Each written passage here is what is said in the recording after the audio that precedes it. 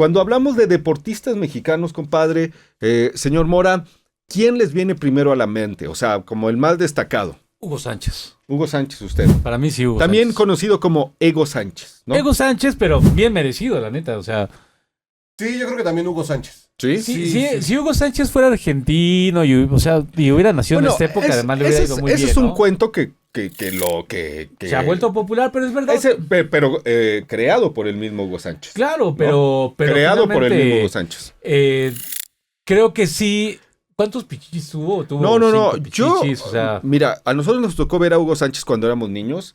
Y yo sí recuerdo que Hugo Sánchez, o sea, se hablaba de Hugo Sánchez en todos lados. O sea, en los noticieros, en la escuela, en todos lados. O sea, yo creo que en su momento sí tuvo el reconocimiento que mereció. que merecía. Sí, a lo Sí. mejor a la postre en la historia no se le siguió reconociendo de la misma manera, pero sí en su momento definitivamente todo el mundo hablaba de Hugo Sánchez.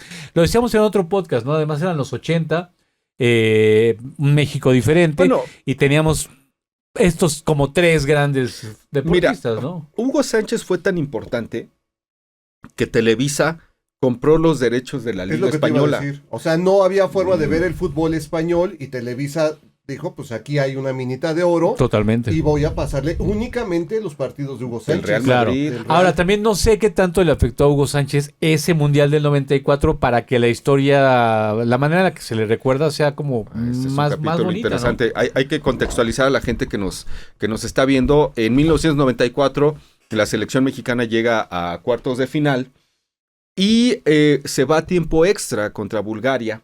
Y entonces, por ahí lo pueden ver aquí en YouTube, se ve que Hugo Sánchez está platicando con Miguel Mejía Barón, Que era el técnico. que era el técnico, y Están viendo como la técnica. Se ve que Mejía Barón le dice, "Nah, se ve que están haciendo", y Hugo le hace, "No, güey, pero yo qué", y nunca entró Hugo Sánchez a los penaltis, porque todos sabíamos en ese juego que se iban a ir a los penaltis, ¿no? Sí, y de hecho en ese momento todavía estaba por empezar el tiempo extra. Sí, Creo sí, que sí. estaba terminando el tiempo reglamentario. Ajá. Iba a empezar los tiempos extra. No. Lo ideal. Ella estaba era los terminando tiempos los tiempos extra, sí. Yo creo que iba a empezar el segundo tiempo extra. Era el momento en que Hugo Sánchez tenía que haber entrado, según nosotros, sin saber absolutamente nada de fútbol y según la cultura cualquiera, popular. y seguramente. Porque él iba a cobrar el penalti. Claro, porque además para mí era, o sea, tú como deportista, porque él alega que lo querían poner en una posición en donde iba a funcionar. O sea, tú eres el emblema del fútbol mexicano, eres el futbolista más grande de todos los tiempos y estás en el partido que puede garantizar que la selección avance a donde no había logrado avanzar Entrando nunca. al terreno, ¿qué hubiera pasado Claro. si en una de esas hasta podía generar una oportunidad de Claro. gol todavía en el Y a lo mejor sí perdías, antes de decir, los bueno, penaltis. perdimos echando toda la carne al Metimos a Hugo asador, Sánchez. ¿no?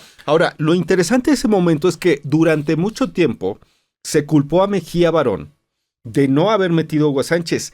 Y Mejía Barón, que a mí me parece admirable, nunca reveló esta historia que después se supo, en la que Hugo Sánchez dijo, no, a mí no me vas a meter de medio, güey, pues yo no soy medio. Creo que también Hugo tenía cierta razón, pero estaba esto que acaba de decir, bueno, si lo mete y te vas a instancias de penalti, será un güey. Ahora, hay que recordar, Hugo Sánchez falló un penal en 1986. Que no fue su mejor etapa como que en un mundial tampoco, ¿eh? Y, si mal no recuerdo, en el 86, cuando pierde México con Alemania, él no tira penales, porque según está acalambrado. Entonces yo ahí lo dejo, Claro. Joaquín. ¿no? Pero bueno, Ahí lo dejo. a nivel No, clubes fue un monstruo, genial el tío. Absolutamente maravilloso. Hace rato, cuando hablábamos de los fallecidos, bueno, no hace rato, hace... Unas semanas. Unas semanas. Es que el tiempo es relativo, o sea, Aquí güey, qué pedo, ¿no? se mueve. Ajá. Hablábamos, por ejemplo, de Fernando Valenzuela. De Fernando Valenzuela, en un deporte que era muy popular en México, que ya habíamos tenido ahí a Beto Ávila, que habíamos tenido al Pirata Fuentes, que habíamos tenido a muchos grandes exponentes del béisbol mexicano en grandes ligas, pero Fernando Valenzuela se volvió un fenómeno para Los Ángeles, ¿no? Y para el equipo de Dodgers de Los Ángeles. Sí, lo de Fernando Valenzuela también, el origen tan humilde de Fernando Valenzuela, o sea, literalmente, pues es que era una familia numerosa la de Fernando Valenzuela, jugaba, o sea, como podía. De un pequeño poblado de Echohuaquila. Y bueno, pues ahí se desarrolló la carrera de Fernando Valenzuela y cuando llega a los Dodgers se convierte bueno, hay una cosa que se llamó la Fernandomanía. La Fernandomanía, bueno, yo quiero llegar a esto. En el béisbol en México, obviamente tiene un montonal de seguidores, a lo mejor no en el centro, pero sí hay mucho seguidor en el sureste, en la parte norte de nuestro país. Hay mucho seguidor del béisbol.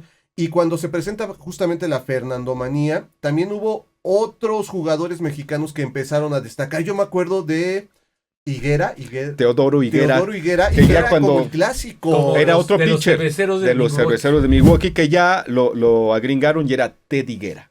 Ajá. Higuera. Era Ted Higuera. Pero entonces cuando se enfrentaban Valenzuela contra Higuera, también Contra era Ted Higuera. un fenómeno Sí, especial. pues, saber que dos pitchers mexicanos de élite estaban enfrentándose. Y es que lo destacable y lo chingón de estos pocos atletas mexicanos, estos pocos deportistas mexicanos que llegan a esas alturas, es contra todo lo que se tienen que enfrentar, ¿no? O sea, de entrada, o sea que... ¿Qué condiciones? Güey, de entrada no comes bien.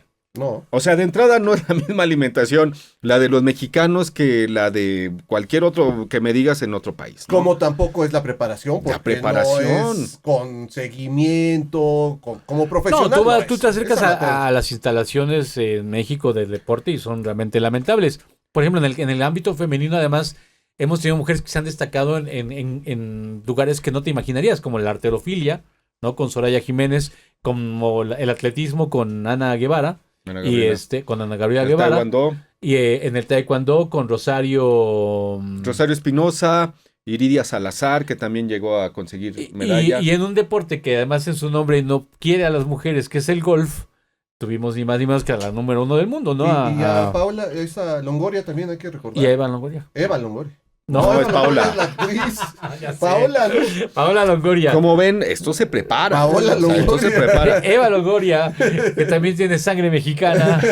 No, Paola Longoria, que no sé cuántos años sigue siendo la número la uno número de uno. su disciplina, ¿no? Claro. En deportes que no son tan reconocidos, tan apoyados, Populares. ¿no? Tan populares también, ¿no? Esa es la otra cosa. Yo creo que los deportistas más populares que se ha reconocido en el país son deportes que más o menos tienen una estructura, ¿no? Es decir, Hugo Sánchez en el fútbol, pues quieras que no, había una estructura. Valenzuela, pues sí hay equipos profesionales. El otro gran atleta mexicano, pues Julio César Chávez,